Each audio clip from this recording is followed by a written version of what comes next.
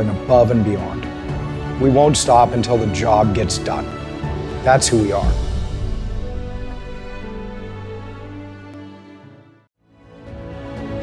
We knew from the beginning that we wanted to change the way that injured workers were treated. It's not just about compensation anymore. It's about fighting for what's right.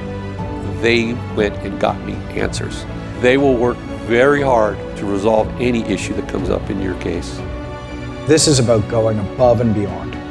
We won't stop until the job gets done. That's who we are.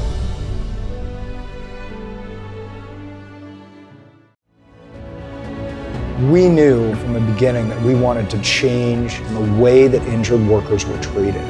It's not just about compensation anymore. It's about fighting for what's right. They went and got me answers. They will work very hard to resolve any issue that comes up in your case. This is about going above and beyond. We won't stop until the job gets done. That's who we are.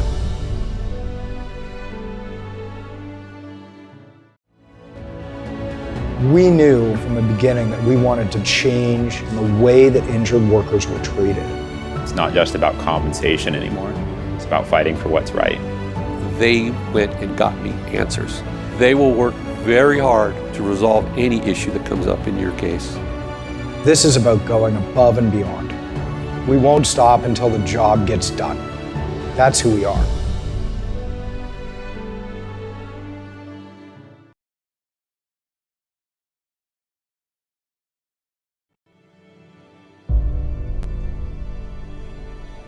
We knew, my partner and I, from the beginning that we wanted to be a culture-first organization.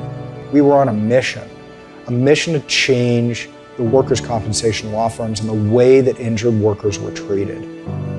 The system is a difficult place to be, and that's why we do what we do, and every day we're trying to get better. I don't think people understand just how fragile their circumstances can be at times. I've seen lives and families and jobs crumble apart. Over time, as I've represented more and more people and dealt with insurance companies, I think the term workers' compensation has morphed into, workers' justice more than anything else. It's not just about compensation anymore. It's about fighting for what's right. Our desire to serve our community through the work that we do is the most important thing. The things we do for our community, it's not just writing checks, it's about helping. I slipped, fell, rotated my body, planked on my left side. I wasn't sure what happened and why it happened, and so I knew that I needed another advocate to get me the care that I was looking for. I came across Pacific Workers' Compensation. They went and got me answers. They went and took action. When I speak to them, I feel like I'm the only person that they have, and they treat me that way. They will work very hard to resolve any issue that comes up in your case.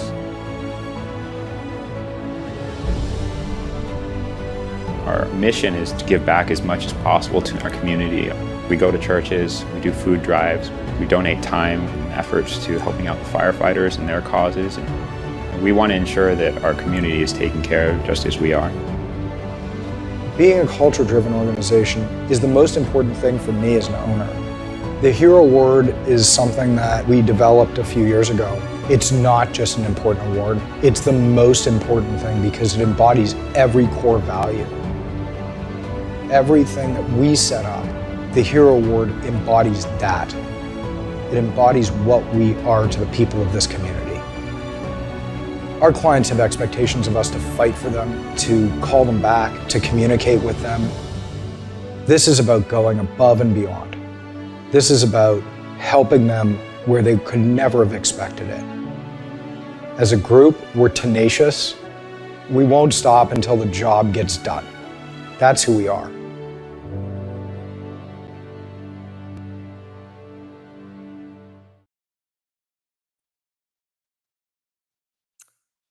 Hi, everybody. everybody. Welcome to this live webinar here with Pacific Workers. My name is Carmen, your host, and joining me today is going to be none other than Bilal Qasim, the co-founder of Pacific Workers, the Lawyers for Injured Workers. We've just gotten a little taste of what it is that they do for injured workers here in the state of California. But putting that aside, today's topic is going to be very, very interesting for those that are fighting the system. And yes, the word fighting sounds a lot stronger than what a lot of people want to actually say. But luckily for us, there's just so much that we are going to uncover and unfold in this webinar. If you're joining us for the first time, welcome. If you just happen to stumble upon our live webinar directly on our YouTube channel, once again, don't forget to subscribe. That way you get notified every time we do a live webinar or when we update new content as well. I, again, am so excited for today's topic. It's going to be a very interesting topic in regards to what we have going on surrounding the workers' comp, and most importantly, how we can guide you through this. And if you've been to the other webinars that we've hosted in the past, we are going to show you something different every single time. Therefore, we hope you get to join us and we actually get to help you along your journey. So, Bilal, how are you? Welcome. I'm good. Happy to be here as always. It is a pleasure to have you here. I love being able to pick on your brain, asking you questions, and being able to educate the injured workers, which is like our number one priority. Yeah, it's a blessing to be able to have this time and opportunity to give back and offer people advice and hopefully guide them in the right way, Right. There is something really important that I do want to share for those that are joining us in this live webinar. And it's kind of explaining the basics, right? If you're new to the workers' comp system, it's kind of a scary situation.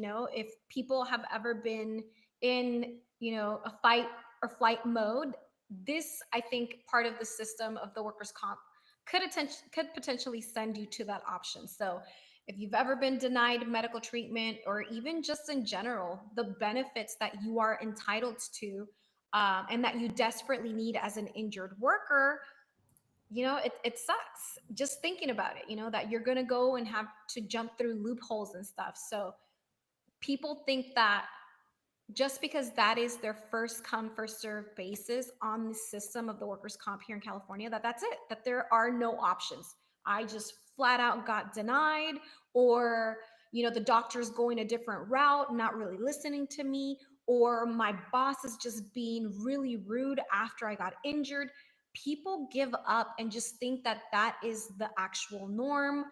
And it's not. That's exactly what the system wants you to believe. And that's why we're going to have this conversation to share with you some of the things that are not being told. Of course, the insurance companies are not going to share this with you. They're not going to be like, oh, yeah, by the way, we don't want you to know, or we want you to know X, Y, and Z.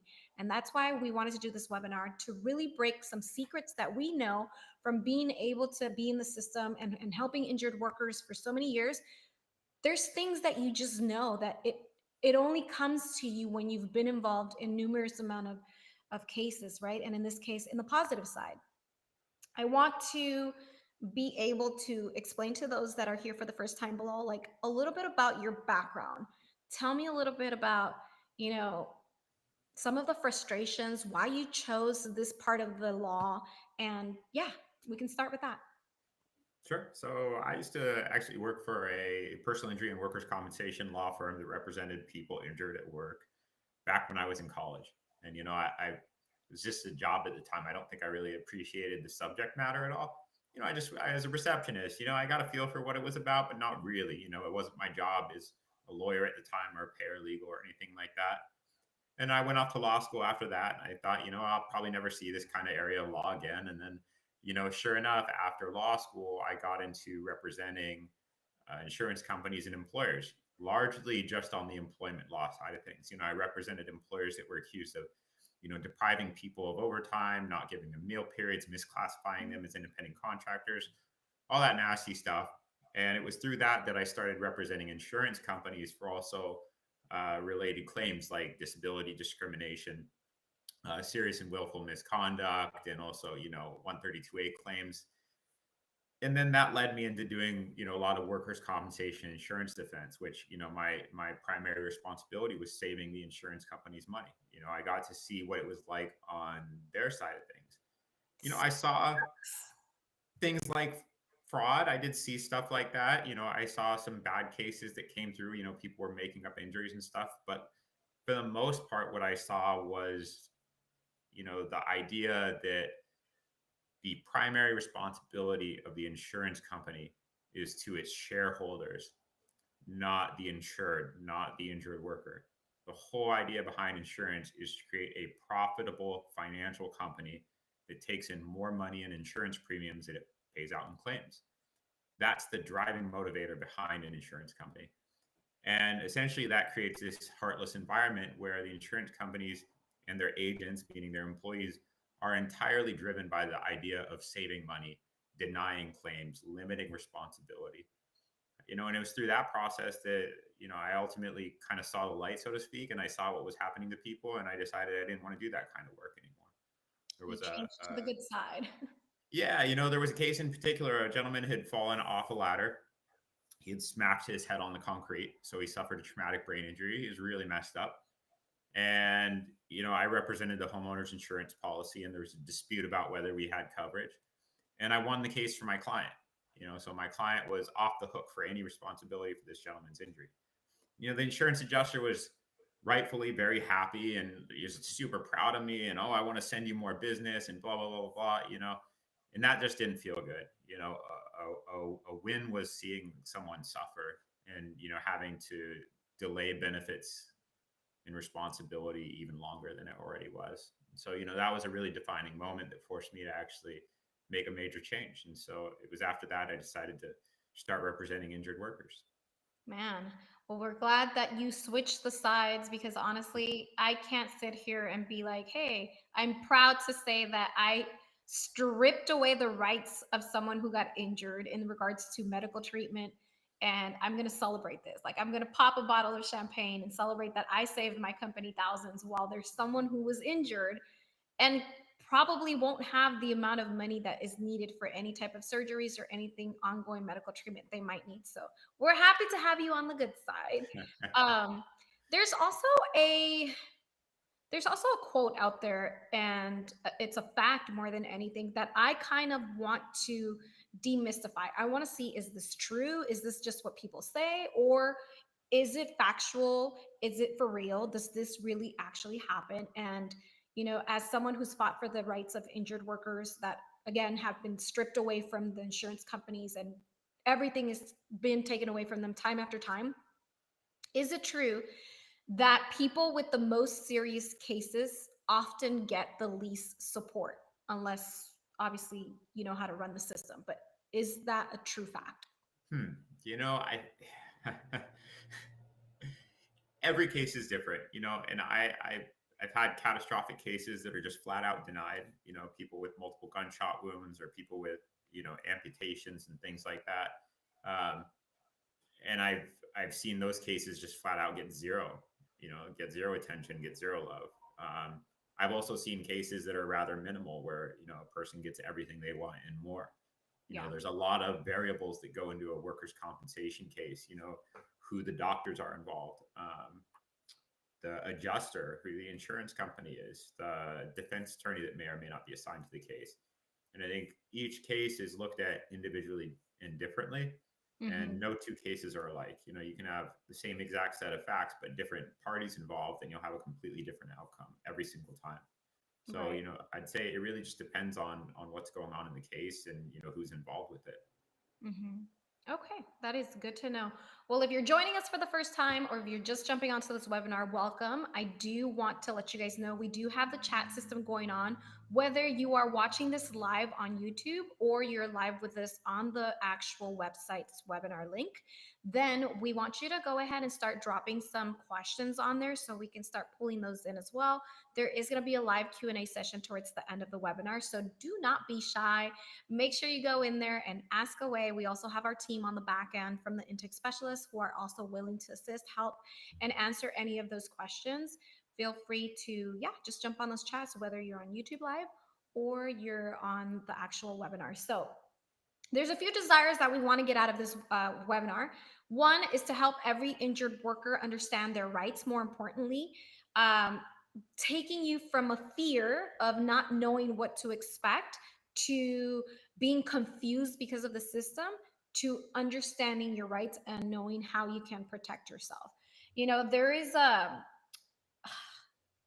really big misunderstanding that when people get injured, Bilal, or they get denied of a case when they get injured, that if you get an attorney, things are going to slow down, right? That is, I think a lot of people believe like, oh, it's just going to complicate things. It's going to be expensive.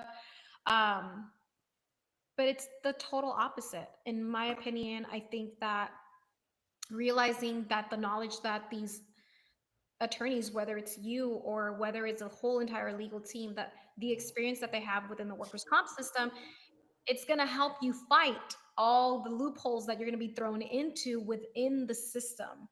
Our plan for today's webinar is to obviously give the people and educate everyone who's watching this, or if you know someone who's been injured and needs to hear this, just the right information to take control of your life. So tell me a little bit about what you've recovered with your team, Bilal, in regards to Pacific Workers, and how long have you guys been in business? Like, this is going to give us a background story as to some of the things we're going to share and why we can comfortably share them with everybody else. Yeah, I've been a lawyer since 2011 now, so 14 years, going on 15 years.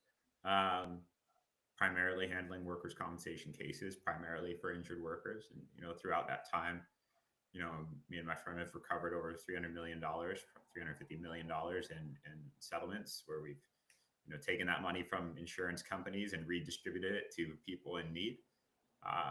Throughout that time, we've handled cases that, are worth $1,000 to, millions and millions of dollars and everything in between. I think the common denominator we see in all cases is that people are treated the same way by the insurance company, regardless of how significant their injuries are. And we've seen that need, and so a lot of times I think a lot of people can feel like getting a lawyer may not be necessary because maybe they think their case is too small, it's not significant enough. And, from our perspective, how much the case is worth does not matter. We see people who are being taken advantage of and deprived of what they're legally entitled to by the insurance companies.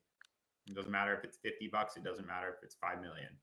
Everyone needs help. And we've taken that approach to how we handle our cases, how we staff our cases, and, the care and attention that we give to the clients. Really everyone's kind of in the same boat. Some cases require more attention than others, but ultimately I think the concern that people have that a lawyer will slow things down is kind of the opposite.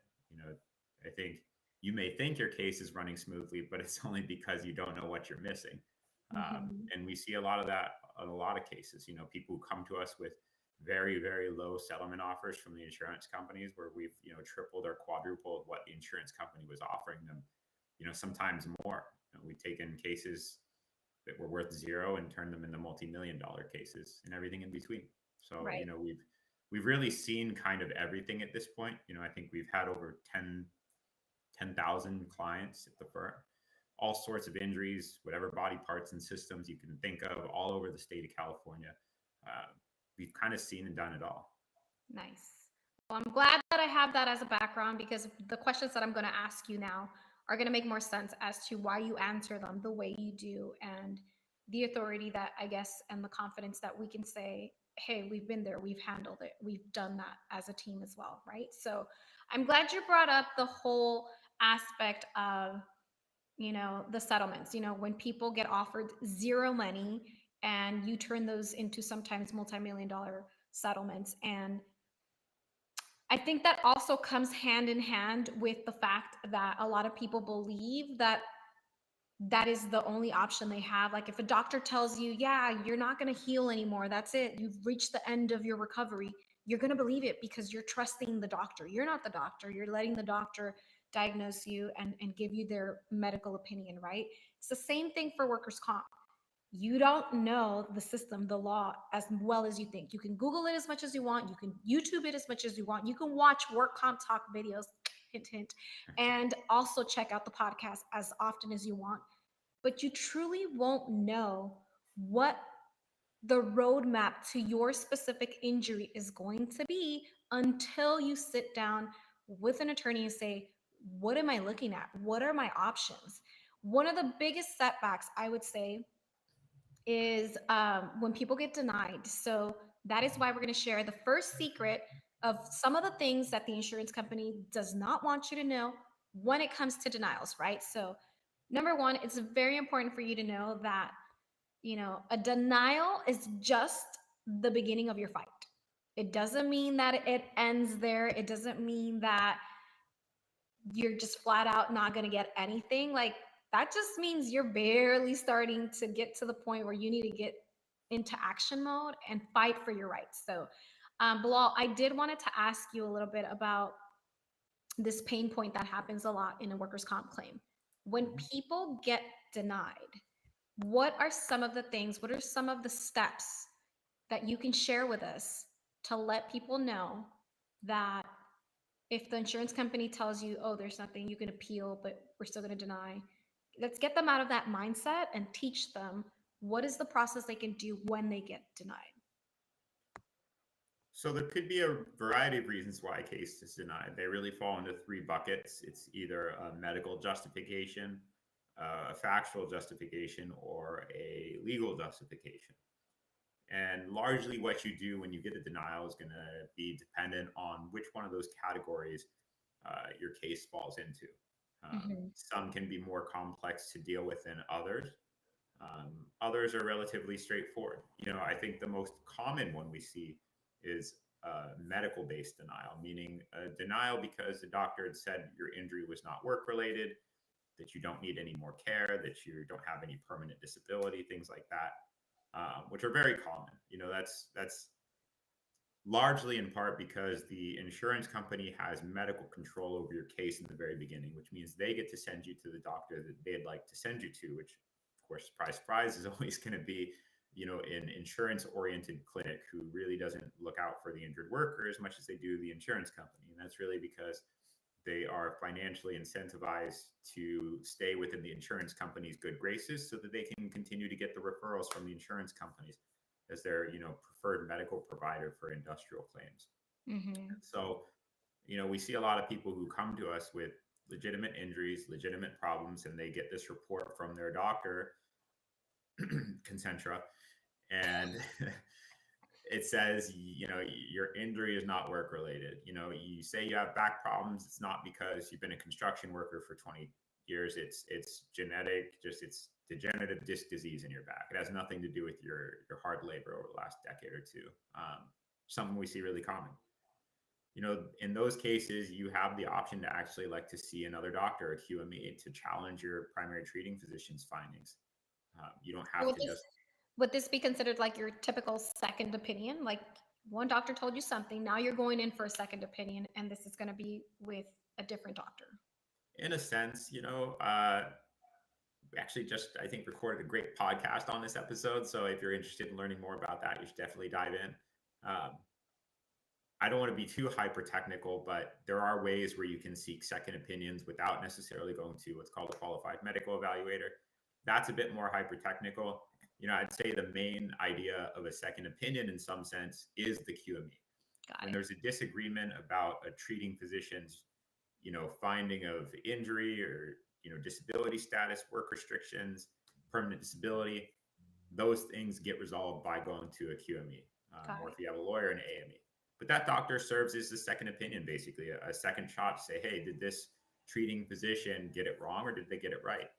And so every injured worker has that option. They always have the right to a QME. You never have to rely on just what your primary treating physician tells you, especially the primary treating physician that was assigned to you by the insurance company. Yeah. So to summarize this, if you've been denied, one step would be, okay, if my primary doctor denied me X, Y, and Z, I can then go to the QME, qualified medical evaluator, or agreed medical evaluator if you are already obtaining legal services by another attorney or by us. So then I get to go to this. What about the URs, the utilization reviews? Where does this come into play in So a denials? little bit in a different vein from, the QME process, you may have a treating physician and they can be totally on your side. It has nothing to do with the fact that they're prematurely discharging you from care, that they don't agree that you've got a work-related injury. They could be batting entirely for you. And the issue we run into a lot in workers' comp is the idea that your doctor may want to do certain things for you. They may want to provide treatment, but their hands are tied because of this process called utilization review, which is this process by which the insurance company gets to essentially say yes or no to requests made by your treating physician for treatment. So your doctor can say, I want to prescribe you Tylenol, or I want to prescribe you, something more significant, muscle relaxants, things like that. They may want to do injections or, request authorization for, I don't know, surgery. And at the end of the day, this process called utilization review, called UR for short, is essentially is created initially as a guardrail to ensure that only reasonable and necessary medical treatment was being provided, to make sure doctors weren't, saying everyone needs surgery when they really don't, things like that. But what's happened is utilization review more often than not actually denies the request for authorization. And if utilization review denies request for authorization, the doctor doesn't mean the doctor can't provide it to you. It means they're not going to get paid for it. Yikes. And, obviously these doctors can't give treatment for free. And so essentially they're in a position where if they provide you treatment that wasn't authorized, they don't get paid. So they in essence don't provide it for you. So really it boils down to, unless utilization review says yes, the care that's being requested isn't going to be provided. There is a second appeals process called IMR for that, but really in practical terms, it's not much better. I think I couldn't tell you exactly what percentage of treatment is actually denied by utilization review. It's more likely than not, I would say, I don't know, 70% or something really crazy. And then the IMR appeals process, that has to have like a 8% success rate or something like that. Wow.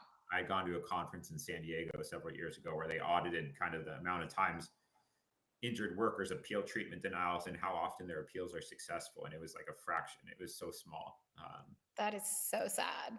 So Yeah. sad. And mind you, this is only like one part of a process within the system itself, right? We're talking about the times when you get flat out denied, whether it's for medical reasons or because they don't believe what you're saying, or just legal reasons that you probably missed your deadlines and stuff. So breaking this down to make injured workers understand that just because you're flat out denied does not mean you get the end of the road. If anything, this is just the beginning of a battle that you're going to go into to continue to fight for your rights. Did we mention? No, we did not mention deadlines. So talk about the deadlines here, because obviously the insurance company is not going to send you a letter in the mail with a huge notice that says, hey, you have 30 days to hurry up and make a decision, otherwise your case is done and there's nothing you can do about it. So let me know about any timeframes that people need to know in regards to denials, please. There's a lot of denials in workers' compensation. There's a lot of issues you face. There's a lot of different deadlines that you have to run into and deal with. I would say that the biggest deadline, probably the most important, is the one to actually file your case at the Workers' Compensation Appeals Board. Regardless of what's going on in your case, there are statute of limitations for that. And if you miss that deadline, you basically waive your right to challenge anything. Yikes. So the process that entails is fairly complicated. Filing an application, serving the insurance company, all that stuff. But that's probably the biggest. There are deadlines associated with things throughout the case. Like IMR, there's a deadline to file your application to appeal treatment denial. There's typically a delay period that you can use to either request a QME or, actually challenge PTP's opinion.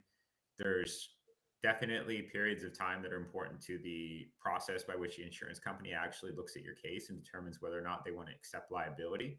And understanding that and holding the insurance company accountable to those deadlines is incredibly important, as well as the consequences if they don't meet those deadlines. So, I think really it depends on what you're talking about. When you're looking at workers' comp, there's deadlines everywhere. There's deadlines to provide records to QMEs. There's deadlines to file trial exhibits. There's deadlines to request QMEs, deadlines to file your case in court. And I think the problem with workers' comp is that it's so complex that someone going through it for the first time they don't understand big picture, how everything fits together. And the deadlines can be very unforgiving. If you miss deadlines, and that's the end of it. There's no exceptions to deadlines because, you didn't know or that you didn't understand. So, that's why we always tell clients up front, like, hey, look, you may feel like this is comfortable and easy for you-ish while everything's going right. Yeah. But when things aren't going right, when things start to get complex, when things that have already gone in your case can't be reversed, it makes life extremely difficult. And so we always prefer at our firm to say, hey, look, if you want to handle your own case, good luck, God bless, we wish you success. But we highly recommend getting an attorney from the get-go, especially before you've seen a QME or an insurance-oriented doctor that's really going to make life difficult for you. Yeah, for sure. You keep talking about the insurance-oriented doctors, and I think would be the best moment to kind of share that information. Remember, this webinar is to teach you some of the things that the insurance company's not going to let you know that you wouldn't otherwise know unless someone told you. And with that being said, secret number 2, and these are amazing secrets, by the way. Insurance doctors aren't impartial, meaning, oh yeah, the insurance is going to send me to the best doctor that is going to look out for my best interest.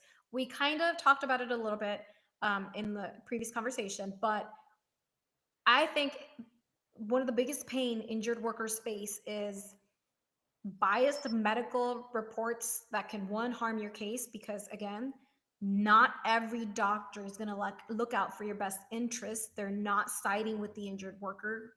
They might be going through a different rabbit hole, whatever the reasons they do what they do. But that is another big one. Can you tell us a little bit about how important it is to know these doctors and why it's important for you to choose the correct doctor from the NPN list? Walk us through a little bit of some strategies that someone can use to make sure that they don't fall into this big error, which is having the wrong doctor on their case. I mean,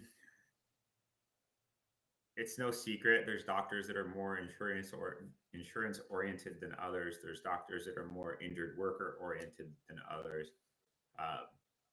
That's just the way things have shaken out over the years. I'd mentioned earlier, there's medical facilities that are the preferred provider for employers and insurance companies, and they're preferred for one reason. They're more likely to get you back to work faster at a lower cost with less lost time and benefits than another doctor would be. There's other doctors that are going to be more of the mind that they're going to keep you off of work for as long as possible and give you as much treatment as possible before even considering whether or not it's appropriate to send you back to work. And those are only things that you learn over time. Yeah. I've been in this industry, as a paraprofessional as well as a lawyer now for going on almost 20 years. And so I've seen it all. I've been a defense person. I've been an applicant person. And so I've got to know the players. I've got to know who's who. You have conversations with these people. You see them at conferences. You see them at events, and you get to understand kind of where everyone falls and where their allegiances are, I guess. Right. And you also understand over time, seeing how these different allegiances impact cases and the opportunities that people get or don't get depending on who they're stuck with. And You know, plus, it's not like you're only handling one case. It's like you have multiple cases, and I'm assuming multiple cases with the same doctors, and you get to see what their medical reports look like, right? Because there's doctors who pour in their heart and soul into a report and are very thorough and they're truly out there to do their job. And then there's doctors that half-ass everything. So I'm assuming well, that comes into play as well. there's doctors that just look at things inappropriately. Like,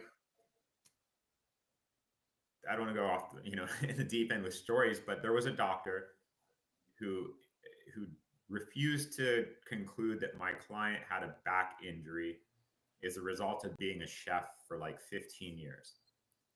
And my client had alleged a serious back injury because over time, working in the kitchen on his feet for 12, 13 hours a day, lifting heavy sacks of potatoes that are like 75 pounds, constantly bending, stooping, twisting, bent over the grill, and like doing all these various tasks, over time, wear and tear, right? He ultimately needed some serious surgery. The surgery failed, and on top of that, he had to have a pain pump put into him to literally keep intravenous and medicines coming in to handle his pain consistently. He couldn't even lift up his daughter anymore. It was, it's heartbreaking.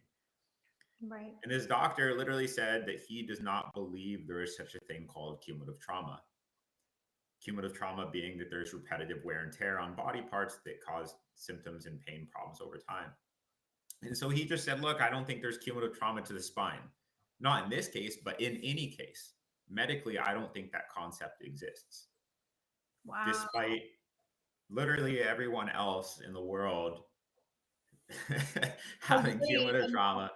It's to say, you know what, fine, a soldier that carries 300 pounds on their back, rucking for 20 miles in a day, or a firefighter wearing 200 pounds of gear, or a construction worker, they're just going to age the same way, just like everyone else, because there's no such thing as cumulative trauma, right?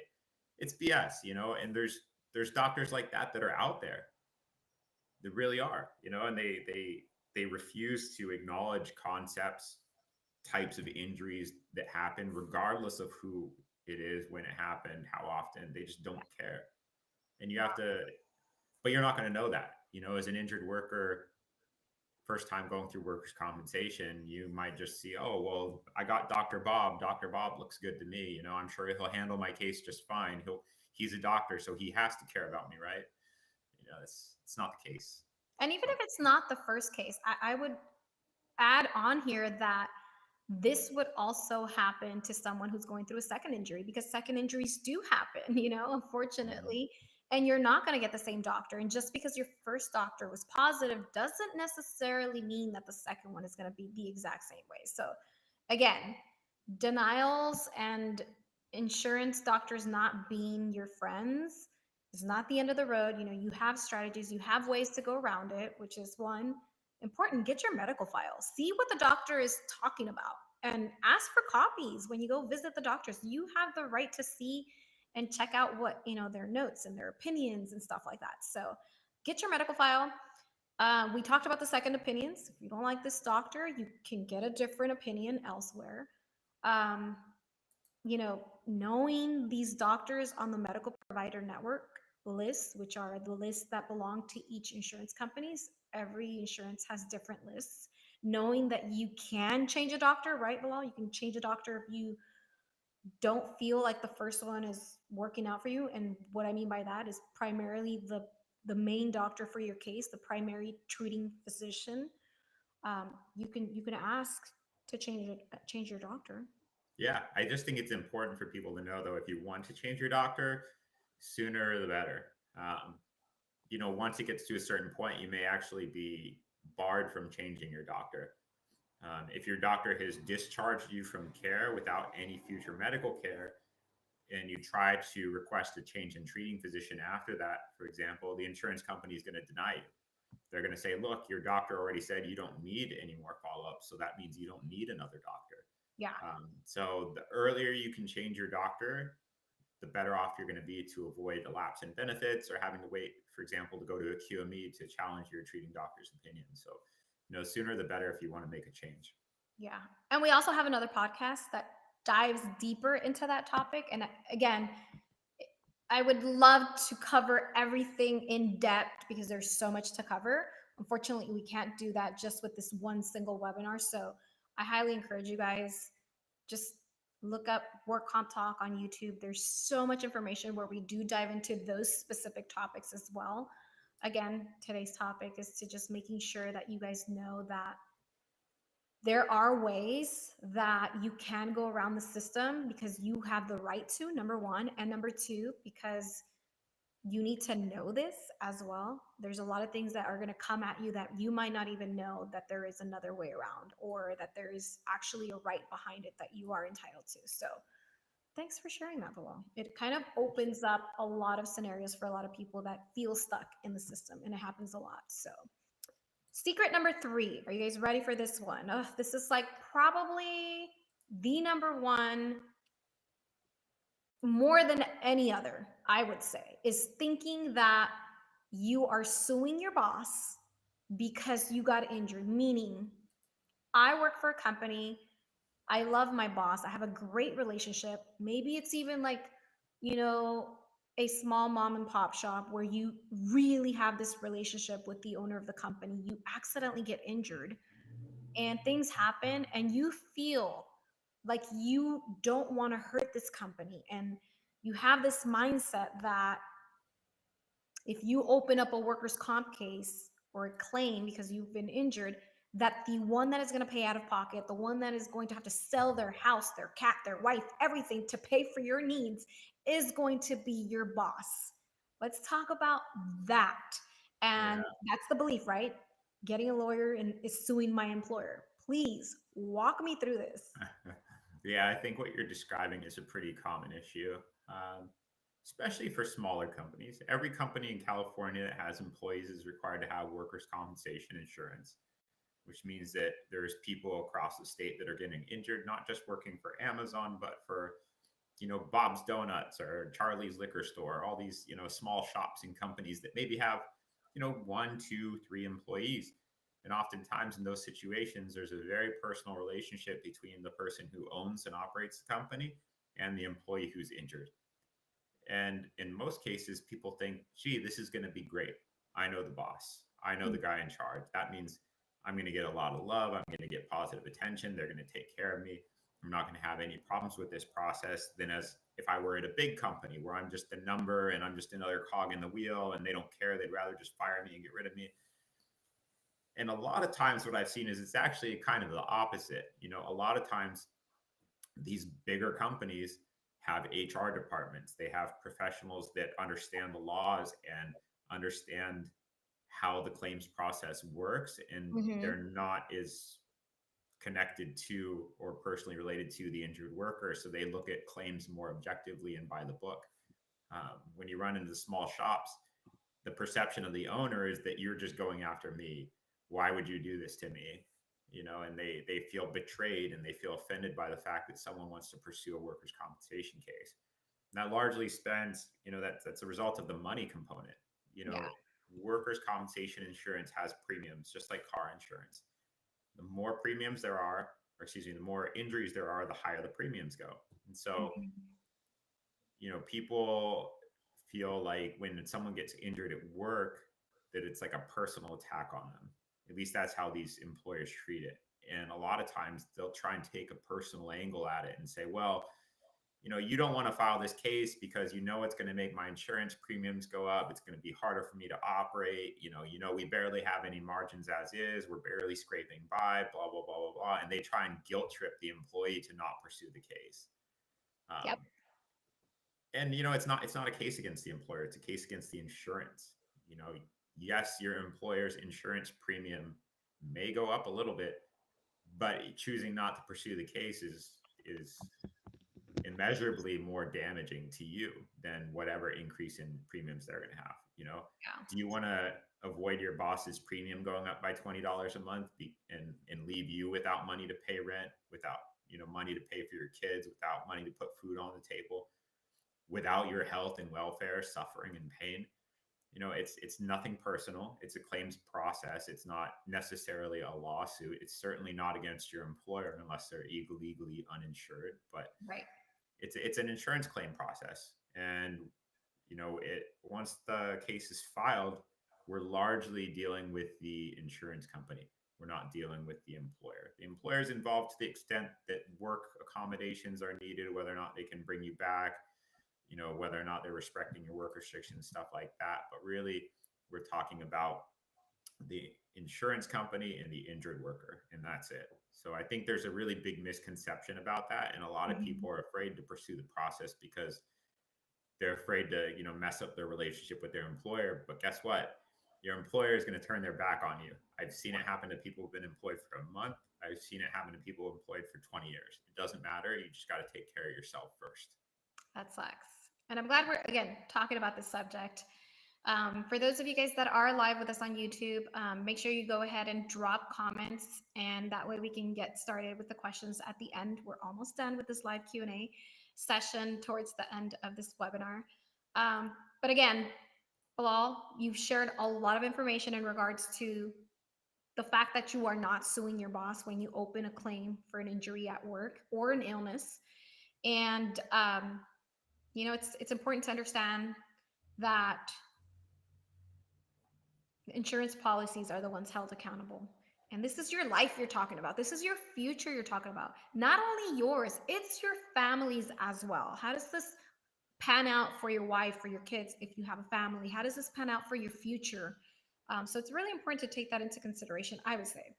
And it's also important to know that getting an attorney, getting a legal team doesn't mean you're paying out of pocket. That also feels like a burden to many people. Like, hey, yeah, but I'm going to have to pay the lawyer his fees. I don't have that type of money. How does this pan out? How do I fix this issue? How do I deal with this? And I guess that's where we come in and explain this is not a thing that even comes out of your bank account. It doesn't come out of your pocket. So, Bilal, can you please explain to us how you would pay for an attorney if you needed to get an attorney for your claim? Yeah. Well, you find an attorney for one. Once you find that attorney, I think it's important that you feel good about the attorney. Attorneys will offer you consultations that should not be paid. If an attorney is charging you for a consultation, run away. But the attorney should sit down with you. Their team will sit down and have a chat with you and really understand, what you're going through, talk about your injury, how you're feeling, the types of medical treatment you got, and really kind of help you understand where you are on the map and help give you guidance. Even without signing up, they should be able to explain to you, what the process is like. And hopefully you found the right attorney and they've inspired confidence enough that you want to sign up with them, at which point you fill out what are called retainer documents, essentially the fee agreement for the attorney and how they're compensated, which in California is contingency fee based, meaning attorneys in workers' comp do not charge by the hour. They do not charge upfront. Like, for example, if you have a DUI and you hire a DUI attorney to represent you in criminal court, usually they say, hey, pay me $5,000 up front, right? Which is much different. Workers' comp, we only get paid if we win, which means if ultimately we get you a settlement, our fee is based on the settlement at the end of the day. Sometimes there's points in the case where we get you extra benefits or penalties or things like that, in which case we're also awarded a fee, but it's nothing that comes out of your pocket, right? You're not paying us from your own checking account, savings account, whatever. You're not writing us checks throughout the case for things.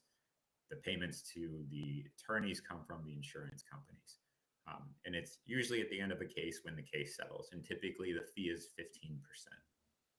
Okay, that's good to know. So I hope you guys are taking notes down, because all this information is not information that they're going to give you in a packet. Like, hey, here are your medical benefits.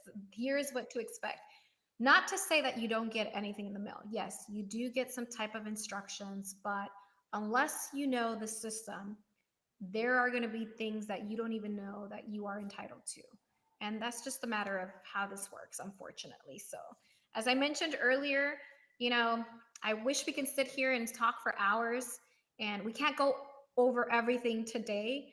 And if you're still feeling confused, if you're frustrated, if you're just ready to just be like, I don't want to be in the system anymore, I am done, I give up with workers' comp, they're making my life hell more than helping it, then that is why the team at Pacific Workers, Bilal, myself, there is over 100 employees in Pacific Workers that have been doing this for years and that are here to help and guide you become that team behind your case.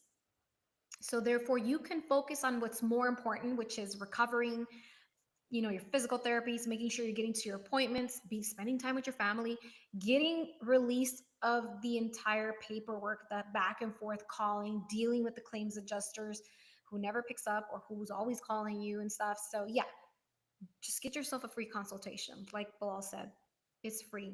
The least you can lose is your time speaking to someone who's going to kind of guide you, like, hey, you have some options here. This is what you could possibly do. And here's what we're going to do for you right now. If you're watching this live webinar, we have a couple of things that are coming your way. So you're going to get a free consultation, totally free, and you can go ahead and call the number on the screen.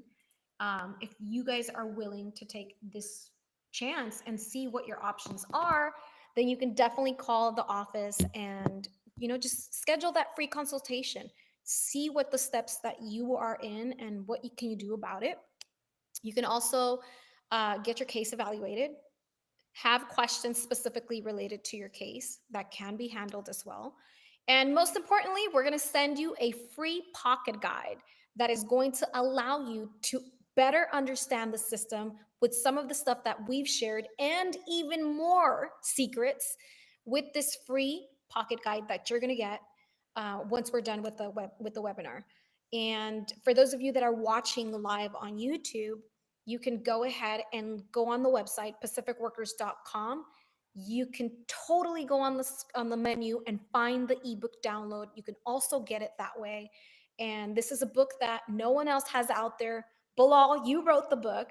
There's so many secrets that are in this book, and we want each and everyone that's watching this webinar to have a copy of it. If you don't get the consultation, that's fine, but at least read the book, have it on hand, and make sure that you know the ins and outs of what you're facing with the workers' comp system. It's not an easy system.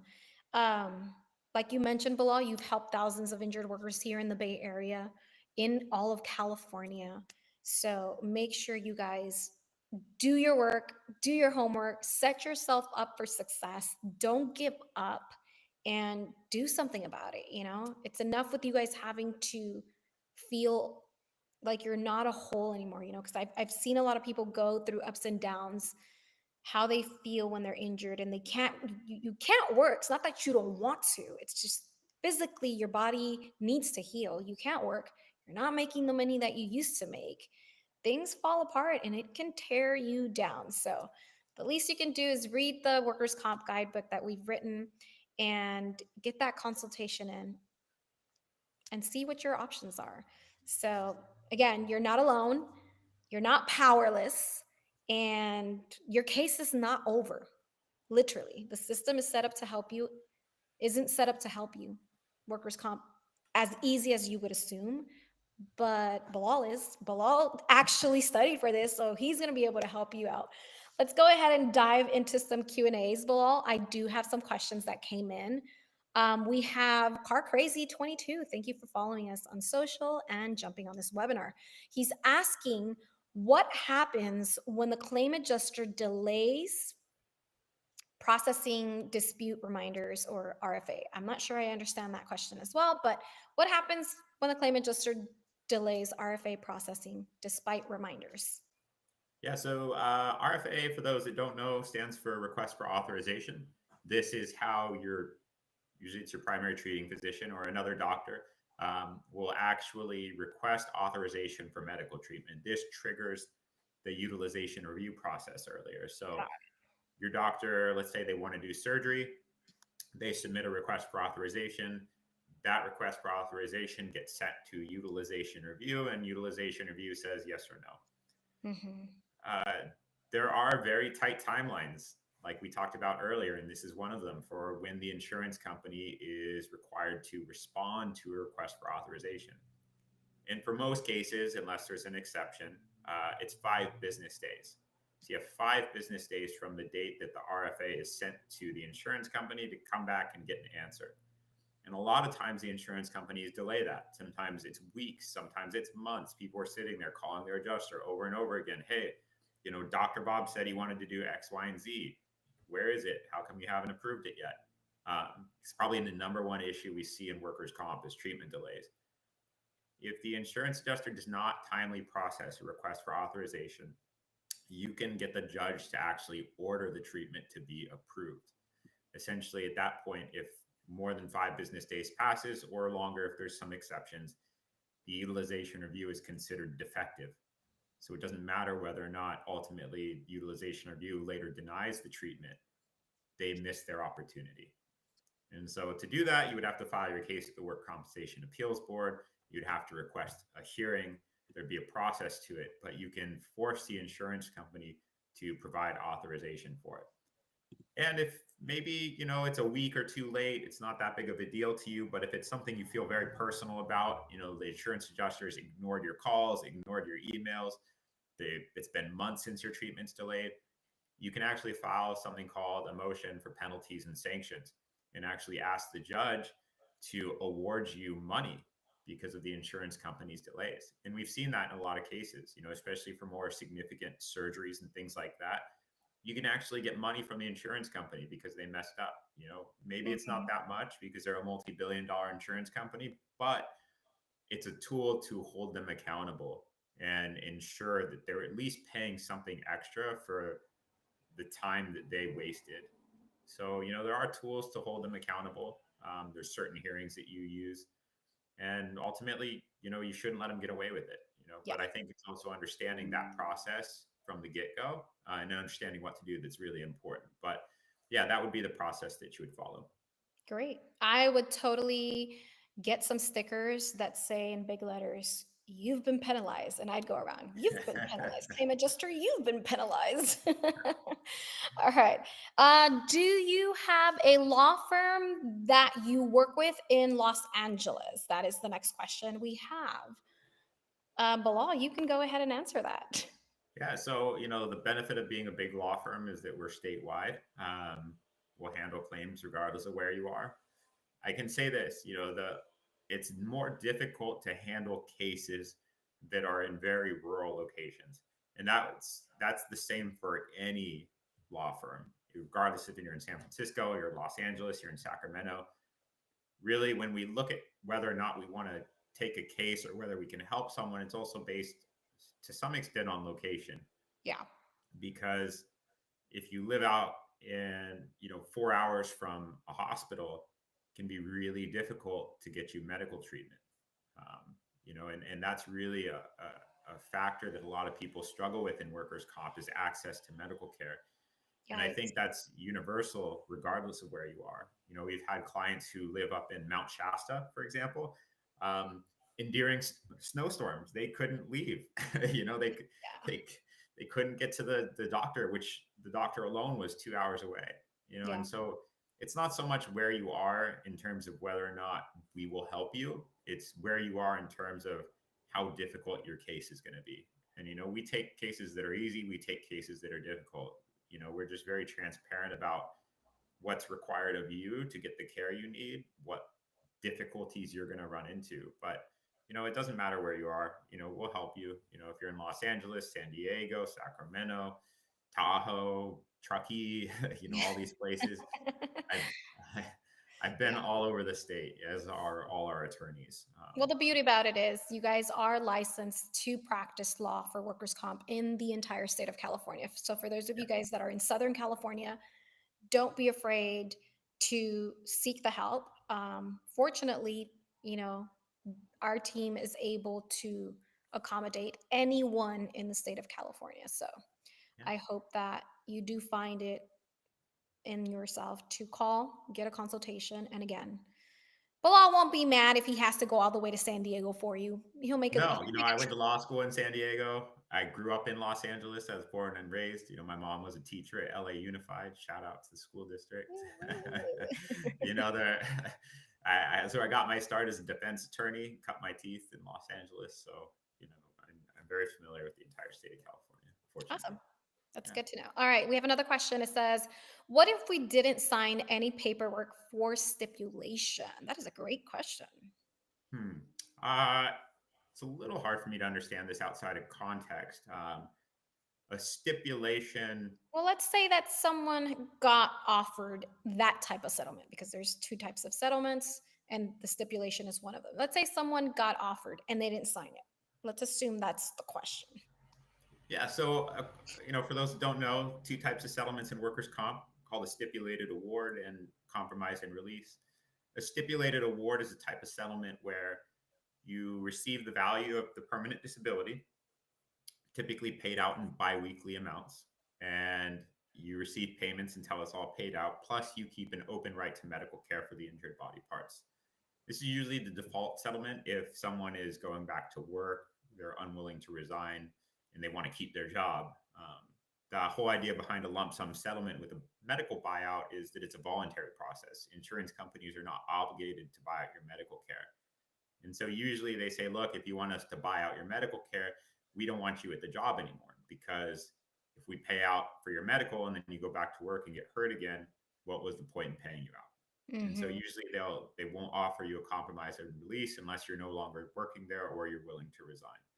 They can't require you to resign, but you can't require them to buy out your medical care. And so if you go back to work, you like your job, you want to stay at your job, you may end up with a stipulated award. And the stipulated award is usually based on the medical findings of your treating physician or a qualified medical evaluator. In which case, if you're being offered a stipulated award just based on the first doctor that the insurance company sent you to, it's probably not going to be great. It's probably going to be a conservative figure with conservative findings, conservative permanent disability, conservative future medical, things like that. So I would say if you've been offered a stipulated award based on, for example, a Concentra doctor's report that's 3 months after your injury, you may want to consult with an attorney. You may want to see a QME, because chances are it's either going to be low or inaccurate. I think it's very, very, very rare, if ever, that the first doctor that writes your PR4, your permanent stationary report, that's an insurance doctor, is going to come back better than using a subsequent favorable QME. Good I to can know. say I can't think of a specific time off the top of my head that has happened where it was a major problem. Usually the QME will say it's the same, if not better, depending on the QME and depending on the treating physician. Yeah. Again, I think it's really important that you understand who your doctors are. But yeah, you definitely don't necessarily want to sign a settlement without doing your due diligence first. Agreed, 100%. Again, get your free consultation. You can go ahead and call the number now on the screen and definitely get those questions answered. Bilal, I want to thank you so much for your time. We have shared so much information that I hope comes handy to many people that are recently injured or are going through the process or know someone that is going through the process. If you'd like to get this consultation, it's free. The entire team is waiting for you to just hop on the phone, get a call. We can schedule it to when it works best for you. For those that are watching it during lunchtime right now and they don't necessarily want to be on the phone, we can go ahead and schedule it. We are open 24/7. Our team is literally on the phones 24/7, and you can schedule it at night. You can schedule it in the middle of the night if it's keeping you up at night. So yeah, there's options for you. Make sure you go ahead and call the number on the screen. Tell them that you watched the webinar and that we told you to to call. And then, of course, don't forget to look out for that email if you subscribe to the webinar, which is going to send you the link to the actual ebook that you're going to be able to download, the Pocket Guide to the Workers' Compensation System here in California. And if you are on YouTube, you could also go to pacificworkers.com and download that book itself. So, again, Bilal, thank you so much. Is there anything else you'd like to share before we close this webinar and get ready for the next one next month? No, I just say if this was confusing, it's not you, it's the material.